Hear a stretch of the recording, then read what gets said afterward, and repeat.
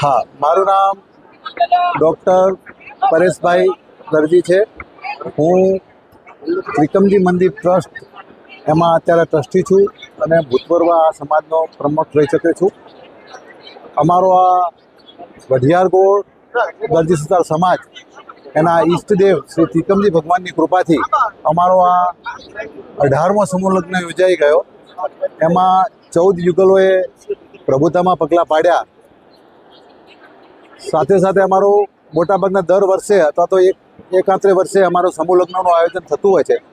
અમારું સમૂહ લગ્નનું આયોજન ખાસ કરીને શું કે સમાજમાંથી જે ખોટો લગ્ન પાછળ જે અત્યારે ખોટા ખર્ચાઓ ધૂમ ખર્ચાઓ થતા હોય છે એ ખર્ચાને બચાવવા માટેનો જ એક હેતુ છે.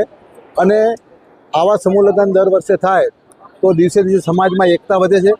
સાથે સાથે સમાજમાં શૈક્ષણિક ક્ષેત્રે પણ એટલો જ વિકાસ થયો છે.